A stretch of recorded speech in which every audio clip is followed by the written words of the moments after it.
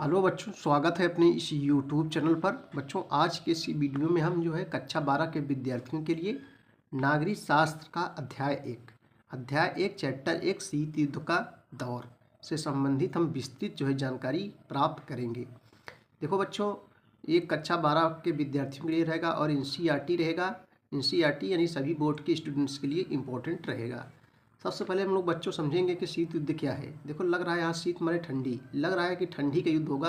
कुछ वो बच्चे सोचते हैं कि शीत मारे ठंडी होता है, इसलिए ठंडी में यह युद्ध हुआ होगा, लेकिन ऐसी बात नहीं बच्चों। देखो, शीत युद्ध किसे कहते हैं, सबसे पहले आप सब समझिए। ऐसा युद्ध ऐसा युद्ध जिसमें युद्ध नहीं होता, लेकिन बच्चों युद्ध जैसी स्थिति बनी रहती है, उसे ही हम लोग क्या कहते हैं, शीत युद्ध कहते हैं।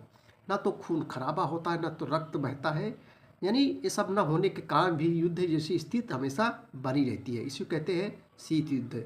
बच्चों, ऐसा युद्ध जिसमें युद्ध नहीं होता लेकिन युद्ध जैसी स्थिति हमेशा बनी रहती है, इसी को कहते हैं शीत युद्ध। और शीत युद्ध किसके किसके बीच हुआ था?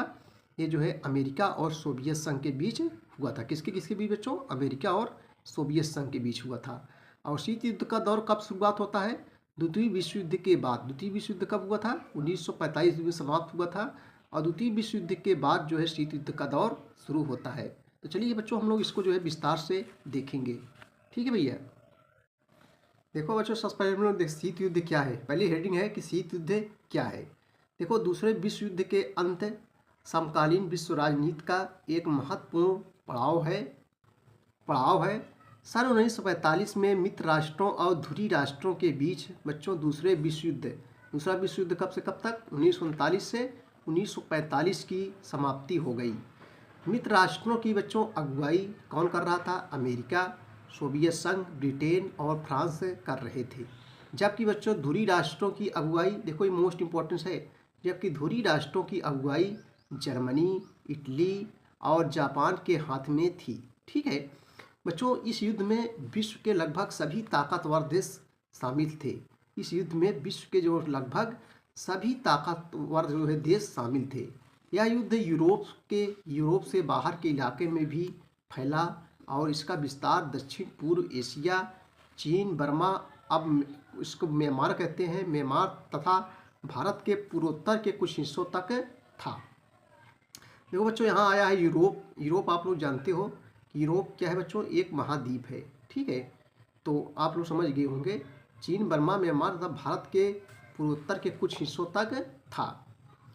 इस युद्ध में बड़े पैमाने पर जनहानि और धन हानि हुई थी। ठीक है, यानी बहुत सारे लोग मारे गए थे और बहुत सारी पैसे की बर्बादी हुई थी बच्चों। द्वितीय विश्व युद्ध में जनहानि और धन हानि जो है हुई थी, समझ रहे हो।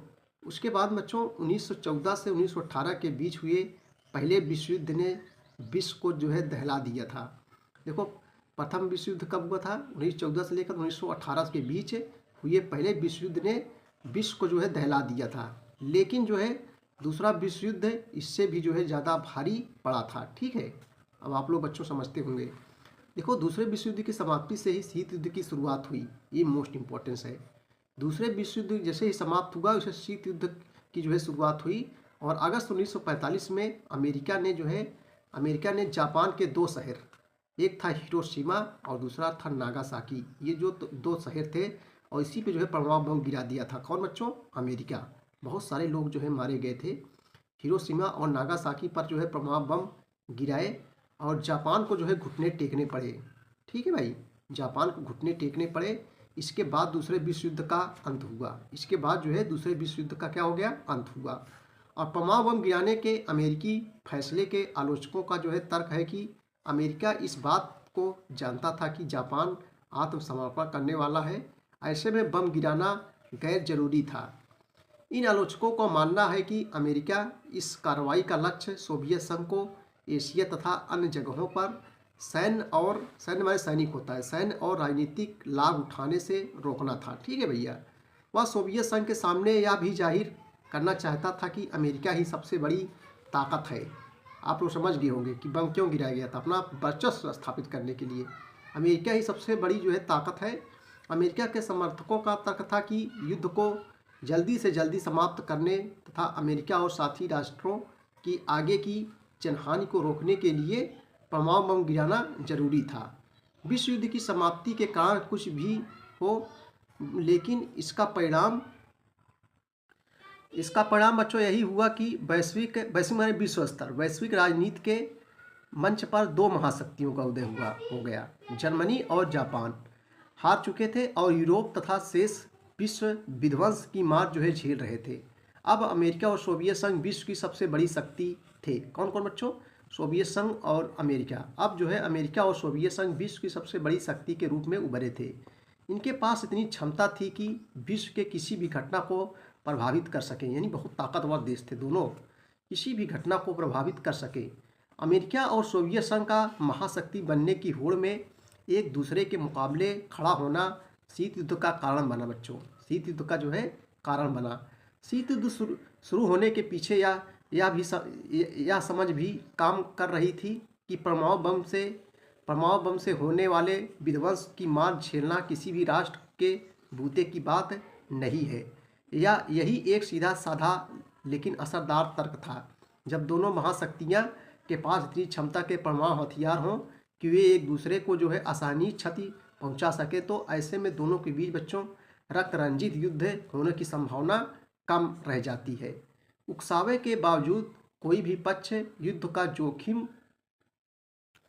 का जोखिम मोल लेना नहीं चाहेगा, क्योंकि युद्ध से राजनीतिक फायदा चाहे किसी को भी हो, लेकिन इससे होने वाले विध्वंस को जो है औचित्यपूर्ण नहीं ठहराया जा सकता है बच्चों। देखो, परमाणु युद्ध की सूरत में दोनों पक्षों को जो है इतना नुकसान उठाना पड़ेगा कि उनमें से विजेता कौन है यह तय करना भी असंभव होगा। अगर कोई अपने शत्रु पर आक्रमण करके उसके परमाणु हथियारों को नाकाम करने की कोशिश करता है, तब भी दूसरे के पास उसे बर्बाद करने लायक हथियार बच जाएंगे। इस अवरोध यानी रोक और संतुलन, इस अवरोध का तर्क कहा गया दोनों ही पक्षों के पास एक दूसरे के मुकाबले और परस्पर नुकसान पहुंचाने की इतनी क्षमता होती है कि कोई भी पक्ष युद्ध का खतरा नहीं उठाना चाहता। इस तरह बच्चों महाशक्तियों के बीच गहन प्रतिद्वंद्विता होने के बावजूद शीत युद्ध रक्तरंजित युद्ध का रूप नहीं ले सका। समझ रहे हो? अभी बार बार हमने बताया कि ऐसा युद्ध जिसमें युद्ध नहीं होता लेकिन युद्ध जैसी स्थिति बनी रहती, ना तो कोई खून खराबा और कोई नहीं, रक्तरंजित युद्ध का रूप नहीं ले सका। इसकी तासीर ठंडी रही। पारस्परिक अवरोध की स्थिति ना युद्ध तो नहीं होने दिया, लेकिन यह स्थिति पारस्परिक प्रतिद्वंद्विता को ना रोक सकी। शीत युद्ध की प्रमुख सैन्य विशेषताओं पर ध्यान दें। इसमें दो महाशक्तियां और उनके अपने गुट थे। इन परस्पर प्रतिद्वंदी गुटों में शामिल देशों से अपेक्षा थी कि वे तर्कसंगत और जिम्मेदारी भरा व्यवहार करेंगे। इन देशों को एक विशेष अर्थ में तर्कसंगत और जिम्मेदारी भरा बर्ताव करना था तथा परस्पर विरोधी गुटों में शामिल देशों को समझना था कि आपसी युद्ध में जोखिम है, क्योंकि संभव है कि इसकी जो है वजह से दो महाशक्तियों के बीच युद्ध जो है ठन जाए। जब दो महाशक्तियां और उनकी अगुवाई वाले गुटों के बीच पारस्परिक अवरोध का संबंध हो तो युद्ध लड़ना दोनों के लिए जो है विध्वंसक साबित होगा। इस संदर्भ में जिम्मेदारी का मतलब था कि संयम से काम लेना और तीसरे विश्व युद्ध के जोखिम से बचना। शीत युद्ध ने समूची मनुष्य जात पर मंडराते खतरे को जो है जैसे तैसे संभाल लिया। ठीक है भैया। अब देखो, अब हेडिंग डालेंगे हम लोग, देखेंगे दो ध्रुवीय विश्व का आरंभ। देखो, दोनों महाशक्तियां विश्व के विभिन्न हिस्सों पर अपने प्रभाव का दायरा बढ़ाने के लिए तुली हुई थी। दुनिया दो गुटों के बीच बहुत स्पष्ट रूप से बट गई थी। पूरी दुनिया जो है दो गुटों में बट गई थी। ऐसे बच्चों किसी मुल्क के लिए एक रास्ता यह था कि वह अपनी सुरक्षा के लिए किसी एक महाशक्ति के साथ जो है जुड़ा रहे। ठीक है, जितने भी देश वगैरह हैं, मुल्क हैं, सब किसी एक महाशक्ति के साथ जुड़े रहे और दूसरी महाशक्ति तथा उसके गुट के देशों के प्रभाव से बच सके। परस्पर विरोधी गुटों के अपेक्षाकृत छोटे देशों ने महाशक्तियों के साथ अपने अपने जुड़ाव का इस्तेमाल निजी हित में किया। इन देशों को स्थानीय प्रतिद्वंदी देश के खिलाफ सुरक्षा का वायदा मिला, हथियार और आर्थिक मदद मिली। इन देशों की अपने पड़ोसी देशों से होड़ थी। महाशक्तियों के नेतृत्व में गठबंधन की व्यवस्था से पूरी दुनिया के दो खेमों में बंट जाने का खतरा पैदा हो गया। यह विभाजन बच्चों सबसे पहले यूरोप में हुआ। पश्चिमी यूरोप के अधिकतर देशों ने अमेरिका का पक्ष लिया, जबकि पूर्वी यूरोप सोवियत खेमे में शामिल हो गया। इसलिए ये खेमे पश्चिमी और पूर्वी गठबंधन भी कहलाते हैं। ठीक है, ये इंपॉर्टेंस है। पश्चिमी गठबंधन ने स्वयं को एक जो है संगठन का रूप दिया बच्चों। अप्रैल 1949 में उत्तर अटलांटिक संधि संगठन यानी जो है नाटो, उत्तर अटलांटिक संधि संगठन नाटो की स्थापना हुई, जिसमें 12 देश शामिल थे। ये क्वेश्चन पूछा जाता है 1 नंबर में बच्चों कि जो है नाटो में कितने देश सम्मिलित थे, तो आप क्या बताओगे? 12 देश शामिल थे। ये सैनिक संगठन था। इस संगठन ने बच्चों घोषणा की कि उत्तरी अमेरिका अथवा यूरोप के इन देशों में से किसी एक पर भी हमला होता है तो उसे संगठन में शामिल सभी देश अपने ऊपर हमला मानेंगे। समझ रहे भैया? इतना मतलब संगठन था, हमला ऊपर अपने ऊपर हमला मानेंगे। अगर किसी भी के ऊपर भी हमला होता है तो सब अपने ऊपर हमला मानेंगे और सब मिलकर जो है लड़ेंगे। इस संगठन का जो है मुख्य उद्देश्य था। संगठन में शामिल सभी देश अपने ऊपर हमला मानेंगे। नाटो में शामिल हर देश एक दूसरे की जो है मदद करेगा। इसी प्रकार के पूर्वी गठबंधन को वर्षा संधि के नाम से भी जाना जाता है। इसकी अगुवाई बच्चों सोवियत संघ ने की। इसकी अगुवाई जो है किसने किया? सोवियत संघ ने की। इसकी स्थापना सन 1955 में हुई थी और इसका बच्चों मुख्य काम था नाटो में शामिल देशों का यूरोप में मुकाबला करना। ठीक है, इसकी स्थापना 1955 में हुई थी और इसका मुख्य काम क्या था कि नाटो में शामिल देशों का जो है यूरोप में मुकाबला करना। शीत युद्ध के दौरान अंतर्राष्ट्रीय गठबंधनों का निर्धारण महाशक्तियों की ज़रूरतों और छोटे देशों के लाभ हानि के गणित से जो है होता था। जैसा कि ऊपर बताया गया है कि महाशक्तियों के बीच तानातानी का मुख्य अखाड़ा यूरोप बना। कुछ एक मामलों में यह भी हुआ कि महाशक्तियों ने अपने अपने गुट में शामिल करने के लिए कुछ देशों पर अपनी ताकत का इस्तेमाल किया। पूर्वी यूरोप में सोवियत संघ की दखलंदाजी इसका उदाहरण है। सोवियत संघ ने पूर्वी यूरोप में अपने प्रभाव का इस्तेमाल किया। इस क्षेत्र के देशों में सोवियत संघ की सेना की जो है व्यापक उपस्थिति ने यह सुनिश्चित करने के लिए अपना प्रभाव जमाया कि यूरोप का पूरा पूर्वी हिस्सा सोवियत संघ के दबदबे में रहे। पूर्वी और दक्षिण पूर्व एशिया तथा पश्चिम एशिया में अमेरिका ने गठबंधन का तरीका अपनाया। इन गठबंधनों को जो है दक्षिण पूर्व एशियाई संघ संगठन सेटो और केंद्रीय संघ संगठन सेंटो कहा जाता है। ठीक है भैया। इसके जवाब में सोवियत संघ तथा साम्यवादी चीन ने इस क्षेत्र के देशों मसलन उत्तरी वियतनाम, उत्तरी कोरिया और इराक के साथ जो है अपने संबंध मजबूत किए। शीत युद्ध के कारण विश्व के सामने दो गुटों के बीच बढ़ जाने का खतरा पैदा हो गया था। ऐसी स्थिति में औपनिवेशिक शासन मसलन ब्रिटेन और फ्रांस के चंगुल से मुक्त हुए और 9 स्वतंत्र देशों की जो है चिंता हुई कि कहीं वे अपनी इस आज़ादी को पाने के साथ खो न बैठे। गठबंधन में भेद पैदा हुए और बड़ी जल्दी उनमें जो है दरार पड़ी। साम्यवादी चीन की 1950 के दशक के उत्तरार्ध में सोवियत संघ से जो है अनबन हो गई और सन 1969 में इन दोनों के बीच एक भूभाग पर आधिपत्य को लेकर जो है छोटा सा युद्ध भी हुआ। इस दौर की एक महत्वपूर्ण घटना गुटनिरपेक्ष आंदोलन का विकास था। गुटनिरपेक्ष बच्चों आप लोग जानते हो जिसमें किसी गुट में शामिल ना होना। गुटनिरपेक्ष यानी अपनी स्वतंत्र नीति अपनाना, किसी गुट में शामिल ना होना, ना तो अमेरिका ना तो सोवियत संघ। गुटनिरपेक्ष आंदोलन का विकास है। इस आंदोलन ने 9 स्वतंत्र राष्ट्रों को जो है 2 ध्रुवीय विश्व की जो है गुटबाजी से अलग रहने का मौका दिया। ठीक है भैया, यही गुटनिरपेक्ष है। ये गुटबाजी से अलग रहने का मौका दिया। आप यह सवाल पूछ सकते हैं कि आखिर महाशक्तियों को अपना गुट बनाने की ज़रूरत क्यों पड़ी? बच्चों, आखिर अपने परमाणु हथियारों और अपनी अस्थायी सेना के बूते महाशक्तियाँ इतनी ताकतवर थी कि एशिया तथा अफ्रीका और यहाँ तक कि यूरोप के अधिकांश छोटे देशों की साझी शक्ति का भी उनसे जो है कोई मुकाबला नहीं था। लेकिन हमें यह समझने की ज़रूरत है कि छोटे देश निम्न कारणों से महाशक्तियों के बड़े काम के थे। यानी बच्चों, जो महाशक्तियाँ थी छोटे देश से क्यों जो है गठबंधन करना चाहती थी, इसे क्वेश्चन पूछेगा तो आप लोग क्या लिखोगे? देखो, हमें समझने की ज़रूरत है कि छोटे देश निम्न कारणों से महाशक्तियों के बड़े काम के थे। पहला है बच्चों जैसे महत्वपूर्ण संसाधनों जैसे तेल और खनिज। नंबर खा है जो है भू क्षेत्र, ताकि यहाँ से महाशक्तियाँ अपने हथियारों और सेना का जो है संचालन कर सकें। और ग है बच्चों सैनिक ठिकाने, जहाँ से महाशक्तियाँ जो है एक दूसरे की जासूसी कर सकें। और घ है आर्थिक मदद, जिसमें गठबंधन में शामिल बहुत से छोटे छोटे देश सैन्य खर्च वहन करने में मददगार हो सके थे। ऐसे ये ऐसे कारण थे जो छोटे देशों को महाशक्तियों के लिए जरूरी बना देते थे। इसी कारण जो है महाशक्तियाँ इन देशों से अपना संबंध बनाए रखती थी, महाशक्तियों के लिए जरूरी बना देते थे। विचारधारा कारण भी ये देश महत्वपूर्ण थे। गुटों में शामिल देशों की निष्ठा से यह संकेत मिलता था कि महाशक्तियाँ विचारों का पारस्परिक युद्ध भी जीत रही हैं। गुट में शामिल हो रहे देशों के आधार पर वे सोच सकती थी कि उदारवादी लोकतंत्र और पूंजीवादी समाजवाद और साम्यवाद से कहीं बेहतर है, अथवा जो है समाजवाद और साम्यवाद उदारवादी लोकतंत्र और पूंजीवाद की अपेक्षा जो है बेहतर है। देखो बच्चों, इन सब को जो हम वीडियो बनाएंगे, अलग से आप लोगों को बताएंगे ये सब क्या है। चलो, शीत युद्ध के दायरे। अब देखो अगली हेडिंग है शीत युद्ध के दायरे। देखो, शीत युद्ध के दौरान अनेक संकट सामने आए।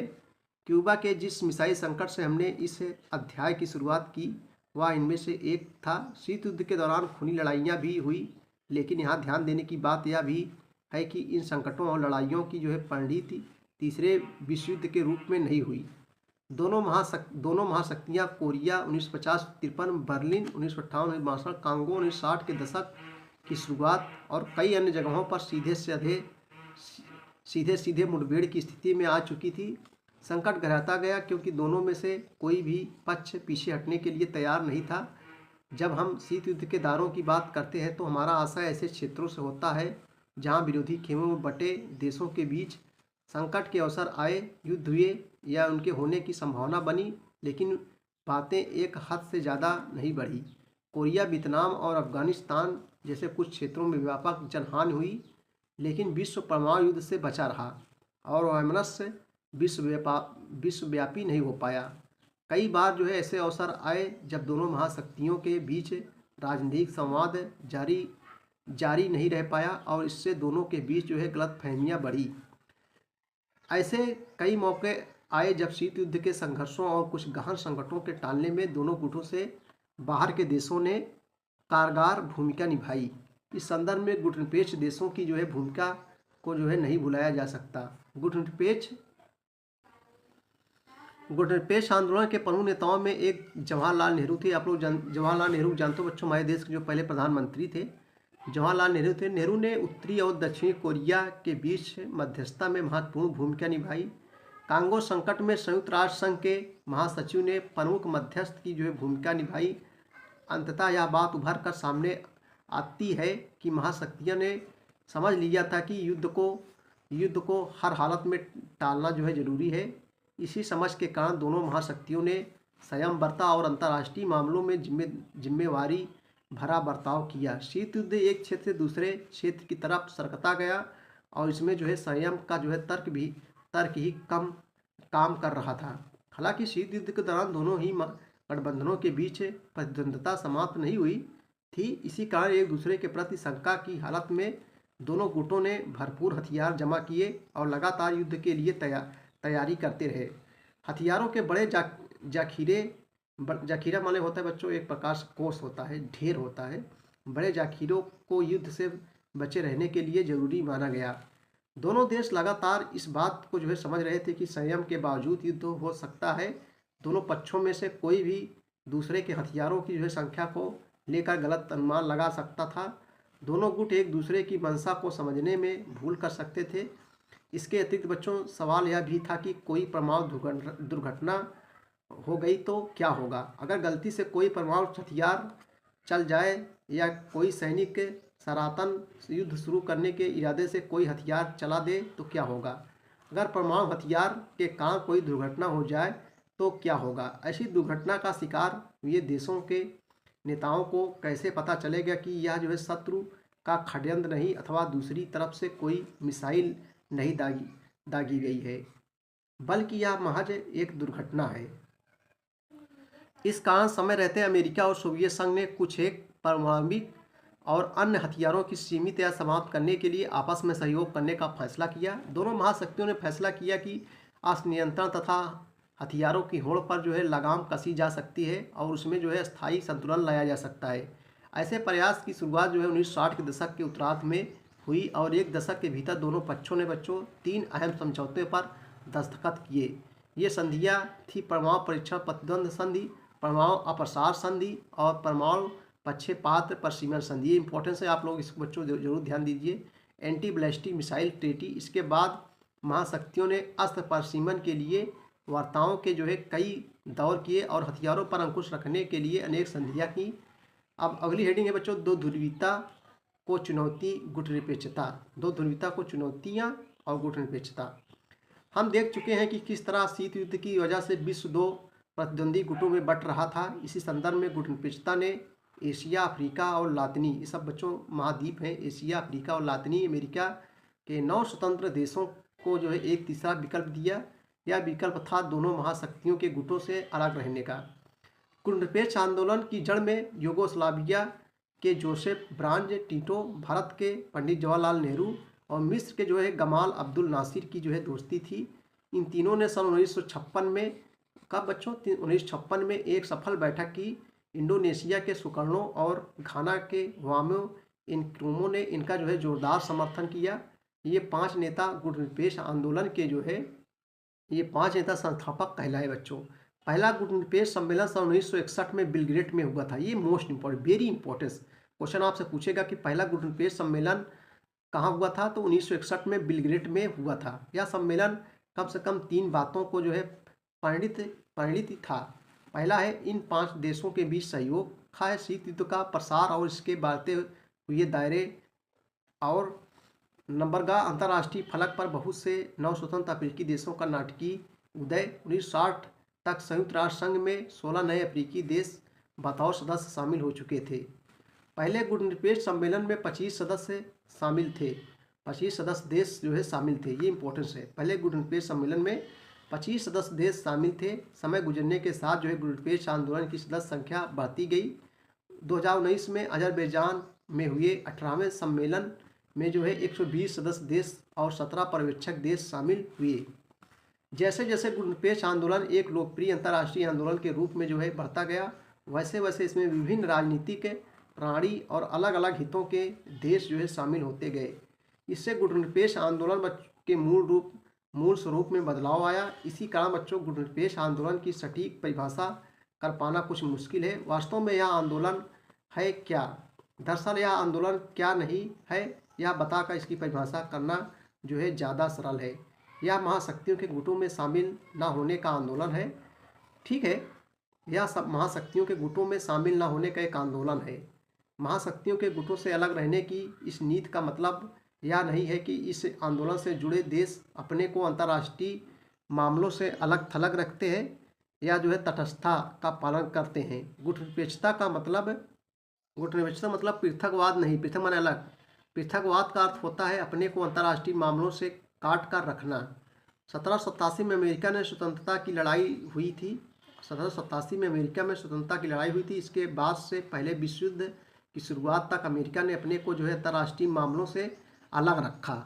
उसने जो है पृथकवाद की विदेश नीति अपनाई थी। इसके विपरीत बच्चों गुटनिरपेक्ष देशों ने, जिसमें भारत भी शामिल है, शांति और स्थिरता बनाए रखने के लिए प्रतिद्वंदी गुटों के बीच जो है मध्यस्थता में सक्रिय भूमिका निभाई। गुटनिरपेक्ष देशों की जो है ताकत की जड़ उनकी जो है आपसी एकता और महाशक्तियों द्वारा अपने अपने खेमे में शामिल करने की पुरजोश कोशिशों के बावजूद ऐसे किसी खेमे में शामिल न होने के उनके संकल्प में भी है। गुटनिरपेक्षता का अर्थ बच्चों तटस्थता का धर्म निभाना भी नहीं है। तटस्थता का अर्थ होता है मुख्यतः युद्ध में शामिल न होने की नीति का जो है पालन करना। तटस्थता की नीति का पालन करने वाले देश के लिए यह जरूरी नहीं है कि वह युद्ध को समाप्त करने में मदद करें। ऐसे देश युद्ध में संलग्न नहीं होते और ना ही युद्ध के सही गलत होने के बारे में उनका जो है कोई पक्ष होता है। दरअसल कई कारणों से गुटनिरपेक्ष देश, जिसमें भारत भी शामिल है, युद्ध में शामिल हुए हैं। इन देशों ने दूसरे देशों के बीच युद्ध को होने से टालने के लिए काम किया है और वे हो रहे युद्ध के अंत के लिए प्रयास किए हैं। ठीक है भैया। नव अंतर्राष्ट्रीय आर्थिक व्यवस्था, अगली हेडिंग है नव अंतर्राष्ट्रीय आर्थिक व्यवस्था। देखो गुटनिरपेक्ष देश शीत युद्ध के दौरान महज मध्यस्थता करने वाले देश भर नहीं थे। गुटनिरपेक्ष आंदोलन में शामिल अधिकांश देशों को अल्पविकसित देश का दर्जा मिला था। इन देशों के सामने मुख्य चुनौती आर्थिक रूप से और ज़्यादा विकास करने तथा अपनी जनता को गरीबी से उबारने की थी। समझ रहे बच्चों, नौ स्वतंत्र देशों की आज़ादी के लिहाज से भी आर्थिक विकास महत्वपूर्ण था। बगैर टिकाऊ विकास के कोई देश सही मायनों में आज़ाद नहीं रह सकता था। उसे धनी देशों पर निर्भर रहना पड़ता था। उसमें वह औपनिवेश देश भी हो सकता था, जिससे राजनीतिक आज़ादी हासिल की गई। इसी समझ से नौ अंतर्राष्ट्रीय आर्थिक व्यवस्था की धारणा का जन्म हुआ। 1972 में संयुक्त राष्ट्र संघ के व्यापार और विकास से संबंधित सम्मेलन United Nation Conference on Trade and Development अक्टांड में towards a new trade policy for development शीर्षक से एक रिपोर्ट प्रस्तुत की गई। इस रिपोर्ट में वैश्विक व्यापार प्रणाली में सुधार का प्रस्ताव किया गया। इस रिपोर्ट में कहा गया कि सुधारों से अल्प विकसित देशों को अपने उन प्राकृतिक संसाधनों पर नियंत्रण प्राप्त होगा जिनका दोहन पश्चिम के विकसित देश करते हैं। नंबर खा बच्चों, अल्प विकसित देशों की पहुंच पश्चिमी देशों के बाजार तक होगी। वे अपना सामान बेच सकेंगे और इस तरह गरीब देशों के लिए यह व्यापार फायदेमंद होगा। पश्चिमी देशों से मंगाई जा रही प्रौद्योगिकी की लागत कम होगी और अल्प विकसित देशों की अंतर्राष्ट्रीय आर्थिक संस्थानों में भूमिका बढ़ेगी। गुटनिरपेक्षता की प्रकृति धीरे धीरे बदली और इसमें आर्थिक मुद्दों को अधिक महत्व दिया जाने लगा। बेलग्रेड में हुए पहले सम्मेलन 1961 में आर्थिक मुद्दे ज़्यादा महत्वपूर्ण नहीं थे। सन 1970 के दशक के मध्य तक आर्थिक मुद्दे प्रमुख हो उठे। इसके परिणामस्वरूप बच्चों गुटनिरपेक्ष आंदोलन आर्थिक दबाव समूह बन गया।